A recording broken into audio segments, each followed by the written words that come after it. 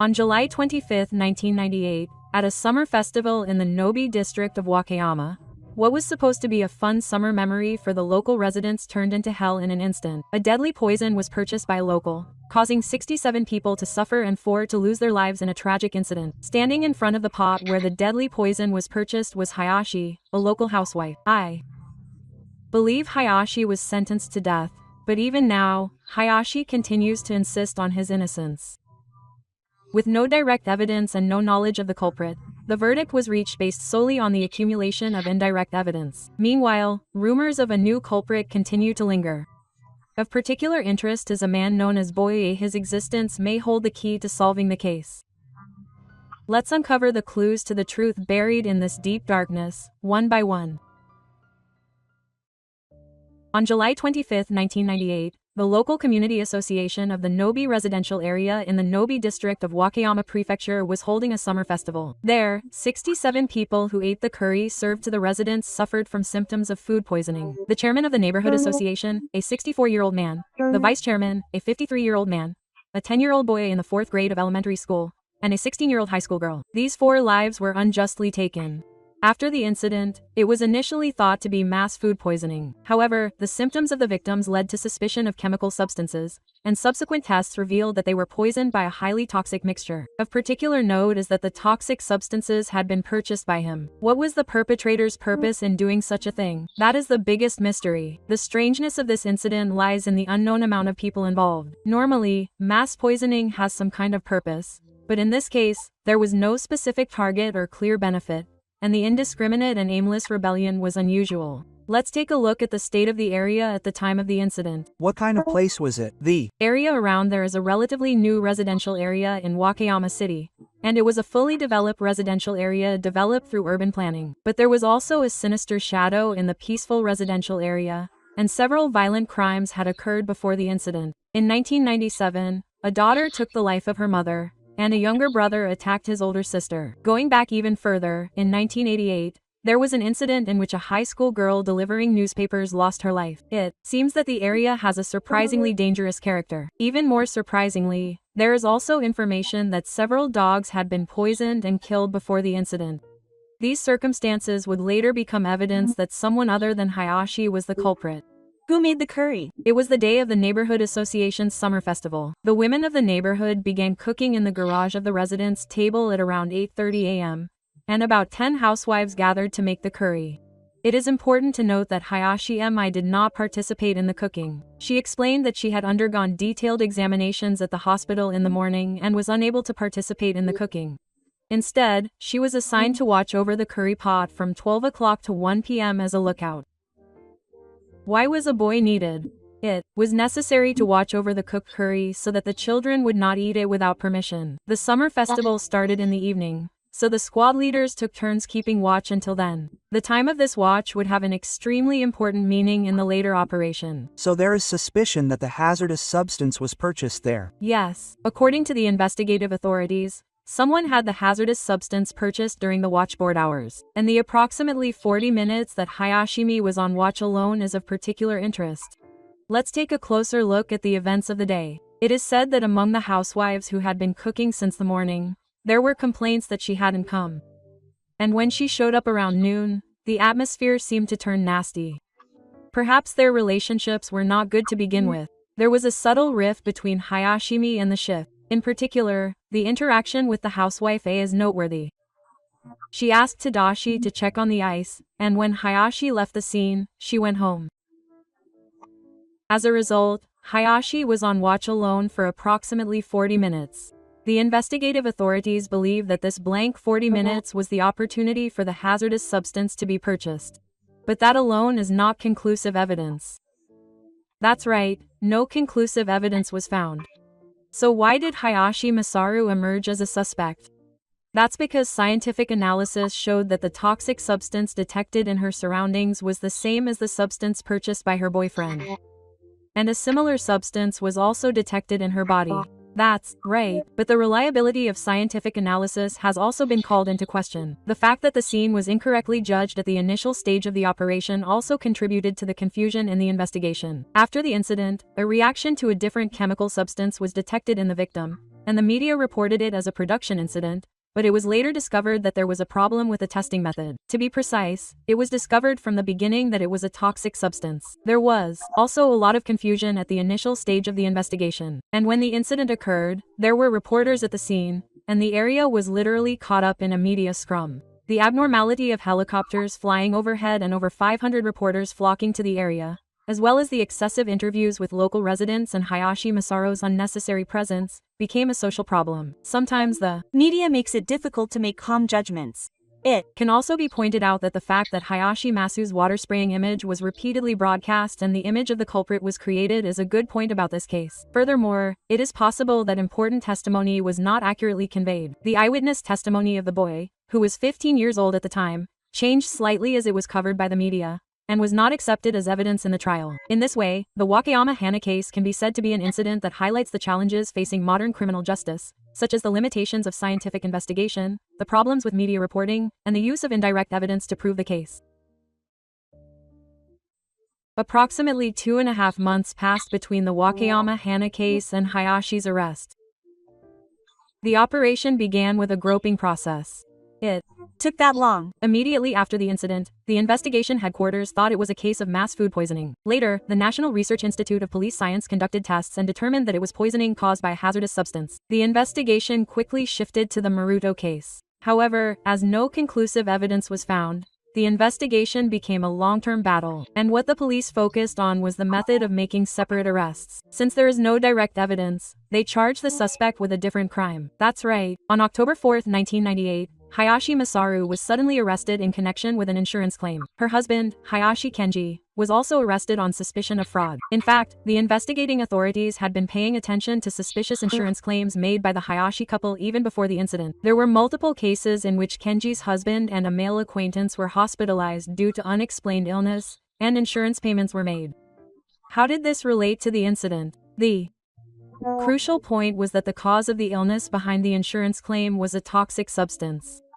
Furthermore, a scientific test detected the same substance as in the incident. The investigation headquarters investigated Hayashi Masaru. They discovered a toxic substance with the same ingredients as the curry at the scene in his home. Furthermore, a similar ingredient was detected in her body.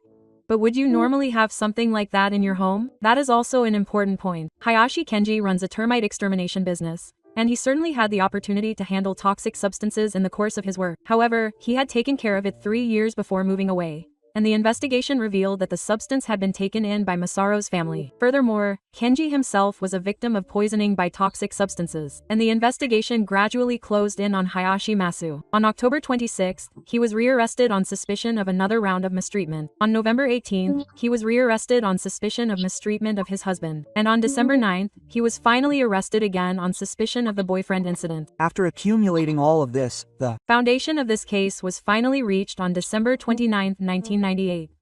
It was about 5 months after the incident. The foundation was based on 5 main elements. The first was the identity of the toxic substances purchased for the curry and the substances found in Hayashi's home and other locations. The second was that Hayashi had no opportunity to purchase foreign substances for the curry pot. The third was that Hayashi Masu behaved suspiciously while on watch, such as opening the lid of the curry pot. The fourth was that toxic substances were detected in Masu's home and previous residences. And the fifth was that there was suspicion that he had committed an incident using a similar method in the past. But it wasn't conclusive evidence. That was the biggest point. The accumulation of indirect evidence, including the fact that Hayashi Masumi did not admit to resisting, became the basis for a guilty verdict at the trial. The circumstances at the time of his arrest were also impressive. A large number of reporters flocked to his home every day, creating a media scrum. Scenes of him spraying water on the media with a hose were repeatedly broadcast, creating an image of a cold-hearted criminal. There is no denying that this image took precedence. Things were chaotic at the time. Suspicion was also spreading among the residents. In the unusual situation where neighbors suspected Rinjin, some have pointed out that various secret services were offered in exchange for cooperation with the investigation. Eyewitness testimony that emerged amidst this also had a major impact on the investigation. The testimony of a boy who was 15 years old at the time stated that he had seen Masumi enter the garage with a paper cup. This testimony attracted attention as it captured the crucial scene of the transport of hazardous substances. Was that testimony used in the trial? In fact, this testimony was not accepted in the latter half. It is said that the reliability of the testimony came from the boy's interview with the media during the investigation stage. In this way, it can be said that the investigation process of the Wakayama care case progressed in close connection with the heated media coverage. Although Hayashi Masaru's arrest was made possible by the accumulation of scientific analysis and circumstantial evidence, the fact that he was found guilty despite the lack of direct evidence and the absence of a confession is a characteristic of Japanese criminal justice. Above all, the unsolved mystery of the rebellious incident makes this case even more novel. In order to get to the bottom of the Wakayama care case, it is necessary to study the detailed flow of time on the day of the incident. At what point did Kareru purchase the toxic substance? That is the biggest key to solving the case. Something may become clear from that. First, let's look at how curry was made in the morning of the summer festival. It was 8:30 a.m. on July 25, 1998. The women of the neighborhood association gathered in the garage of the residence table. This garage was located right next to the summer festival venue and was also close to Masu's house. In the garage, about 10 housewives began cooking curry and oden. Hayashi Masaru was not there. He had apparently been undergoing a secret examination at the hospital that morning. Were there Any suspicious movements during that time? No particularly suspicious incidents were reported during the morning cooking. There were always multiple residents in the garage, making it difficult for Karina to approach. Rather, what is noteworthy is that during the cooking, there was a conversation between the private members criticizing Hayashi's absence. I don't know if he'll come since he didn't come to cook in the morning. It is said that Nenbue was complaining. Around noon, the cooking was almost complete, and the curry pot was covered with aluminum foil and cardboard. That's when Hayashi Amai, who had just returned from the hospital, appeared. That's when the important time began. That's right. From here, the watch period began. The curry needed to be stored until the summer festival in the evening, and the members were to take turns watching to make sure the children didn't snack on it. Hayashi Masaru was the general manager of the neighborhood association, but an uneasy atmosphere arose from his interactions with the other group leaders. At first, Hayashi and Nenbue were in charge of the watch. However, asked Hayashi Mi to ask if they had made the ice. So that's why Hayashi Mi left the scene. That's right. Hayashi left the scene for a moment and went around the neighboring houses to check for ice. During that time, Housewife A was left alone in the garage. When Hayashi returned about 10 minutes later, Housewife A said she had to prepare dinner for her husband and went home. This was the beginning of the biggest gap. From around 12:20 to around 1300, Hayashi was almost alone and watching over the curry pot. Did something happen there? The trial determined that during this 40-minute gap, Hayashi used a cup to make the curry pot contain harmful substances. However, no one witnessed any specific actions during this time. It is said that Hayashi Masumi's wife came to the garage for a short time, but the reliability of her testimony was disputed. It is also possible that Hayashi was the only one who had the opportunity to rebel during this 40-minute gap. It has also been pointed out that there was a short period of time when 3 other residents were alone and watching. However, they were not suspects. The police determined that it was impossible to commit a crime because it was only a few minutes and there was no way to know when the other residents would come to watch. It was also emphasized that these residents themselves and their families were victims and that no contact with harmful substances was found. Around 1 p.m., a resident came to watch and Hayashi Makumasa left the scene. It is noteworthy that several people tasted the curry between 1 p.m. and 2:30 p.m. but did not report anything unusual. That is strange though. That is also one of the mysteries. It is thought that the harmful substances were probably not mixed evenly throughout the curry. Preparations for the summer festival began around 3 p.m., and around 4:30 p.m., a curry pot was brought to the festival venue. At this point, Hayashi Makumasa said that she was going out with her friends and could not help out tonight and left. After 5 p.m., the curry was heated on the stove and several housewives gave it a final taste. But even at this point, no abnormalities were reported.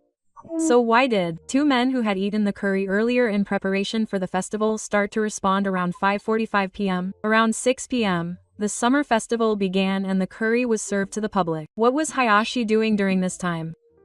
She was going out to karaoke with her family. She went out without eating curry with her husband, Hayashi Kenji, her daughter, and their eldest son, who had been visiting other snack bars until around 11 p.m. At this time, one after another, participants at the festival venue began to complain of feeling unwell. Calls were raised to stop the curry, and it was stopped being served, but many people had already eaten. The following day, there were deaths, and the incident developed into a major scandal that shocked Wakayama City. The criminal trial against Hayashi was a long escape, with evidence and suspicions manipulating the situation. The death sentence was handed down after a court battle that lasted for over 10 years from the initial trial to the final verdict. The debate surrounding this case shows no sign of ending. What was the course of the trial? The first trial was held at the Wakayama District Court, and it was a long second half of the trial, with 95 trials over a period of about 3 years and 7 months. The total number of charges was a total of 100, including charges of misconduct for the boyfriend incident and the insurance fraud incident. Hayashi denied all but one of the charges of insurance fraud. However, on December 11, 2002, the Wakayama District Court handed down the death sentence as planned. Was the evidence complete? The prosecution submitted approximately 1,700 pieces of evidence, but none were conclusive. The main basis for the guilty verdict was 6 indirect facts. The first was the identity of the hazardous substance, the curry and the divine cup found in the garage. A scientific analysis showed that the substance taken from Hayashi's home had the same characteristics. The second was the determination that there was no opportunity to rebel other than the abundance of opportunities for rebellion. The third was suspicious behavior and unnatural behavior while on watch. The fourth was contact with the hazardous substance, substances from the home or the house. The fifth was past similar acts. The previous use of the same substance for insurance purposes negated the possibility of rebellion by a third party. But what happened to the aircraft? This is the most important point. Regarding the rebellion, please explain the verdict. It is most natural to assume that the rebellion was motivated by anger at being prevented from enjoying himself in the garage and being harassed by the neighbors about the ice.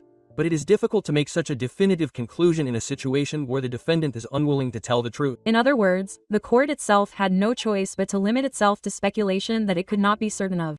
Many lawyers have questioned the logic of the Supreme Court's claim that the fact that the circumstances have not been clarified does not affect the determination that the defendant is the perpetrator of the incident.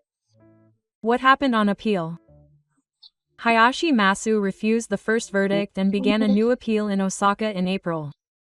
There was a major turning point here. Hayashi Masu, who had been silent until then, began to testify. In particular, regarding the case involving insurance money, he changed his argument to that his husband and acquaintances had ingested harmful substances themselves in order to obtain insurance money. However, the court, looking at the evidence and the first verdict, judged that the argument was made in a situation where he could easily make excuses and that it was basically unreliable.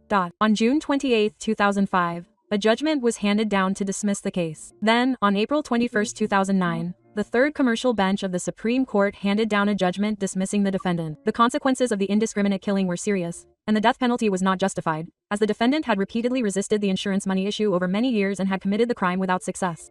On May 19, Hayashi Masu was confirmed. She became the 11th woman in post-war Japan. However, there are also concerns that she may have been wrongly convicted. The central issue in the argument for wrongful conviction is the unclear differences in the circumstances. Usually, indiscriminate victims have some kind of synchronicity. However, would she have risked the lives of 67 people just because she was angry at the meanness of a housewife? Many people point out that if she was in such an extreme mental state, there should have been some other signs. Questions have also been raised about the reliability of the Science and Technology Agency. It is claimed that there were problems with the methods used by Kyoto University professor Kawu Jun's determination method, and that there was fraud. The official document showed a diagram that calculated the number of bodies by multiplying the concentration factor by 1 million. And that manipulation had been done to make it appear identical. That is a big problem. There is also endless debate about the insurance money incident. Did Hayashi make her husband or acquaintances drink the toxic substance? Or did they drink it themselves? Interestingly, her husband, Hayashi Kenji, has not divorced her and continues to insist on his wife's innocence. Some believe that if his wife really tried to kill him, the husband would have divorced her. Furthermore, doubts have been raised about the eyewitness testimony and the chain of events. It cannot be denied that the testimony of the boy, who was 15 years old at the time, was manipulated by the media. Eyesight issues have also been raised. Some say that the statement in the Supreme Court's decision that it is inconceivable that the defendant, who has never spoken truthfully and does not match the relevant evidence, would suddenly start making false statements is a substantial violation of the right to see. That's how many questions there are. Even after his death sentence was finalized in 2009, Hayashi Masami continued to file a new petition for a new sentence. In July 2009, his first petition for a new sentence was dismissed in 2017, and his immediate dismissal was also dismissed in 2020. In May 2021, he filed a second petition for a new sentence. He requested a new petition for a new sentence, claiming that evidence had been found that the incident was a rebellion by a third party. Of particular interest is the claim regarding the production additives. The results of the examination showed that both the production additive and the foundation were detected in all of the victims, and if this is true, it increases the possibility that a third party other than Hayashi is the culprit. The latest claims, which are still ongoing, may once again demonstrate the high hurdles that are currently being meted out in Japanese criminal law. If Hayashi is not the new culprit, the person who is attracting the most attention as an alternative suspect is a person called Boye. This hypothesis is still being talked about persistently on the internet, even now, more than 25 years after the incident.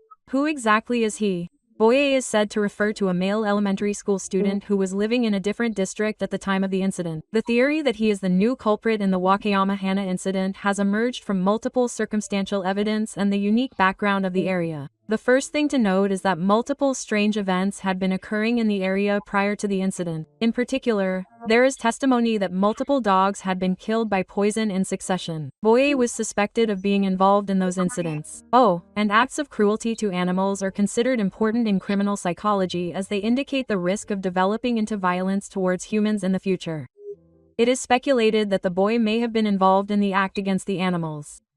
Important circumstantial evidence supporting this theory is the possibility of the presence of toxic substances in the area. There is information that at the time, toxic substances were being distributed to various locations in the area to exterminate wastewater. In other words, toxic substances are generally strictly controlled, but under the circumstances at the time, children had the opportunity to come into contact with them within the home. But why did an elementary school student do it?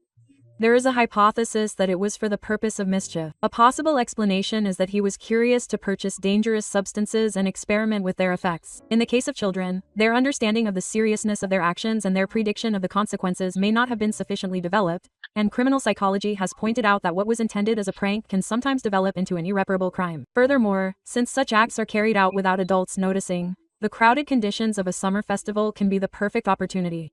However, while the 40 minutes when Hayashi was supposed to be on watch is considered crucial, there may have been gaps at other times as well.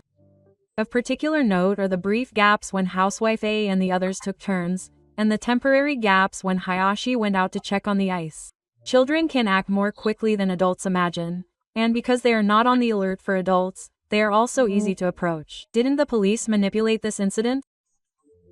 It seems that various possibilities were considered in the investigation, but there are criticisms that after Hayashi's arrest, the investigation proceeded in a direction that concluded that it was her rebellion. In particular, after the health insurance fraud case came to light, the focus of the investigation was completely on her. For this reason, it is highly likely that the possibility of the boy being the culprit was not fully investigated. Interestingly, Hayashi's eldest son testified that the vice chairman of the Victims Association told him in a public setting that it wasn't Mommy Chan. It was that guy who was the culprit, mentioning his name. So, There was such inside information. There is no conclusive evidence to support this boy's identity, but it is said that the boy's name was even identified in some forums on the internet. However, this information is difficult to confirm as it is based on speculation and rumor. Furthermore, the fact that they are said to have moved after the Wakayama boyfriend incident is said to be a factor that makes it difficult. What do Hayashi's family think? Hayashi's eldest son has continued to insist in media interviews that his mother was wrongly accused. He mentions the existence of a suspicious person and expresses strong conviction that the mother is not the new culprit. On the other hand, there is another theory that the new culprit is a restaurant owner separate from Boye, who is often confused with Boye according to the testimony of the eldest son.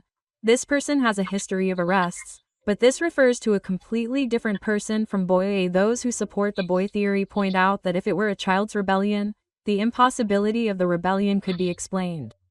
In adults, a rational reason is needed, but in children, pure curiosity and unpredictable impulses are the rebellions. But is it really possible for an elementary school student to do this? There are mixed opinions on this point. Some say that it would be difficult for a child to obtain and purchase poison and remain silent afterwards, while others believe that it is entirely possible when considering the unpredictability of children's behavior and the special circumstances of the area. The theory that the boy is the new culprit has not been formally verified due to a lack of evidence, but as there is no scientific evidence, neither theory can be completely ruled out. It is certain that the existence of this mysterious boy continues to attract people's attention even after the city has passed, as an element that further deepens the mystery of the Wakayama Hana case. It is also necessary to examine the problems of the Operation Family as a factor that prevented the truth from being revealed in the Wakayama Hana incident. Now that the incident has been resolved, let's calmly consider the various issues and obstacles that have become apparent. There is a reason for reaching the truth. First, let's look at the critical error in the initial investigation. Immediately after the incident, the Wakayama Prefectural Police Scientific Investigation Laboratory announced that a production additive had been detected in the autopsy of the victim. Production additives were detected in the heart blood and contents of one of the deceased, and the prefectural police established an investigation policy based on the idea that the incident was caused by production additives. However, there was actually a problem with the examination itself. It was later discovered that the examiner had reacted to the anesthetic contained in the onion and expressed concern. It was not until nearly 10 days after the incident that the diagnosis was corrected to poisoning due to the anesthetic. We were headed in the wrong direction from the start. This initial judgment error was not just a simple mistake, but had a serious impact that distorted the entire investigation that followed. In particular, valuable time was wasted on collecting information related to the production additives and tracking down cases of theft of related substances. What is important is the fact that the chief researcher of this hypothetical case was later found guilty of collusion with evidence. Questions about the researcher's ability to assess the case and his sense of ethics could also affect the overall reliability of the scientific evidence in the case. It is worth noting that, once the scientific evidence collapsed, the entire investigation quickly narrowed down its direction to Hayashi Masaru. Several problems have been pointed out in the flow of events from Hayashi Masaru's arrest on another charge to the foundation of this case. Of particular note is the suspicion of leading interrogation. According to Kenji Hayashi's testimony, investigators were told at the time of his arrest that he could not be accused of collusion. Please write that Hayashi had made him drink the drug. If you write that, we will have you sent to the Hachioji Medical Prison as a form of inducement. This would now be considered a plea bargain. But at the time it was clearly an illegal interrogation method. Who would have thought such inducement existed? Furthermore, the manipulation of Hayashi's impression also became a factor in preventing the actual investigation. The heated media coverage immediately after the incident created an image of the perpetrator ahead of time. In particular, the repeated broadcast of the scene in which Hayashi threw water on the press helped to establish the image of the perpetrator in society. In such an image-driven situation, it is inevitable that calm fact-finding becomes difficult. Sometimes the sense of undercoverness obscures the truth. Another major problem in the investigation is the questionable handling of eyewitness accounts. A boy who was 15 at the time testified that he saw Hayashi enter the garage with a divine cup. This was noted as an important testimony directly linking Hayashi to the rebellion, but in the end it was not accepted as evidence in the latter half of the case. What is extremely interesting is that the boy testified that he himself had been asked by various people if there was anything he had not told anyone. In other words, it cannot be denied that he had been manipulated in a way that was not based on his memory. Furthermore, the color of the paper cup, which was initially described as whitish, was changed to pink in another magazine, and the atmosphere in the garage changed to a state where the housewife began to complain vehemently because he had not spoken to anyone. This phenomenon of important testimony changing subtly as it is reported shows the difficulty of determining facts. It is also important to note that the media situation has had a negative impact on the investigation, and that this problem occurred in the latter half of the case. In particular, the court's attitude regarding eyes is being questioned. The High Court's decision argued that a defendant who knew and understood Hayashi's testimony, which was full of contradictions and unnatural points, could not possibly give credible testimony. This has been criticized as being tantamount to assuming that a defendant who exercises his right to see is always a liar, and as a problem that undermines the fundamental principles of criminal justice. The Kyoto University professor's point that there was fraud in the methodology of the scientific evidence cannot be ignored. In particular, the point that there was manipulation to make the body count appear identical by multiplying the concentration factor by 1 million greatly undermines the reliability of the scientific evidence. There are doubts about the evidence as well. As mentioned above, multiple issues, including errors in the initial investigation, suspicions of leading questions, manipulation of impressions by the media, changes in testimony, and the reliability of scientific evidence, have combined to make it extremely difficult to uncover the truth. The significance of overcoming these obstacles and continuing to pursue the truth even now, more than 25 years later, is not just about uncovering past incidents, but is also extremely important from the perspective of credibility of the entire criminal justice system and preventing wrongful convictions. The legacy of the Wakayama boyfriend case has been not only a tragedy for the victim, but has also had an immeasurable impact on Hayashi's family. Let's trace the journey that Ichiban Hayashi's 4 children and her husband Kenji have taken since the incident. The children were still young at the time of the incident. The eldest daughter was in the 3rd year of junior high school at the time of the incident, and the second daughter was 1 year older. The eldest son was in the 5th grade of elementary school, and the third daughter was only 4 years old. After their parents were arrested, the 4 children were sent to live in a nursing home. The tragic life that began from there was also a battle against the label of being the children of criminals. The eldest daughter became a mother figure to her siblings and tried desperately to protect the family she had left behind. The eyes of those around them must have been harsh. They had no choice but to grow up amidst unimaginable discrimination and prejudice. At the facility, they were targeted by the slander that children who would never return. When the children were called in for police questioning, the chief would tell them to say they didn't know if they didn't know, and they took on adult roles at a young age. The eldest daughter then dropped out of high school and moved to Osaka to work in a violent crime-related job. They became independent and started a new life. And 7 years after the 2005 incident, the eldest daughter got married at the age of 21 and gave birth to a daughter. However, when Hayami's death sentence was finalized in 2009, she changed her name, regained contact with her siblings, and worked at a call center in Wakayama City while raising her child with her husband. However, in 2013, her daughter's family was given to her husband because she had no parents. It was a difficult decision. The woman remarried again and gave birth to a second daughter 2 years later. She called her older child, who had been born in 2005, and the 4 of them began living together. But that's when the tragedy began. She began to bully her older daughter. The older child stopped going to school in junior high school and she was forced to take care of him. And on June 9, 2021, the abuse against the older child escalated, and a 16-year-old lost her life. The eldest daughter called 119, but 2 hours later she jumped into the sea from the Kansai International Airport terminal while holding her 4-year-old daughter. What a sad ending. A mother on death row, an eldest daughter who took her own life, a granddaughter who died because of her eldest daughter. The tragedy that spans 3 generations shows how deeply the scars of the incident remain. This secret treasure method was passed down to Hayashi Mai by the eldest son who visited them. She is said to have repeatedly expressed her regret that she was in the middle of all this and could not do anything to protect her. What happened to Kodahime and the third daughter? Kodahime was in the 2nd year of junior high school at the time of the incident, 1 year younger than the eldest daughter. She also believed in Hayashi's innocence, but at the trial her testimony changed to say that she had lied to protect her mother. The third daughter was 4 years old at the time and the oldest. She could not understand why her parents had not returned home, and her older brothers and sisters explained that they had gone far away for work. However, when her classmates told her that he had been arrested for poisoning her, it left a deep scar on her young heart. It is said that Kodahime and the third daughter have now cut off contact with their older sisters and are living their own lives. The eldest son is the only one who still supports their mother. The eldest son was a 10-year-old elementary school student at the time of the incident, and is now in his 40s, and is the only one who continues to meet with Hayashi Mai.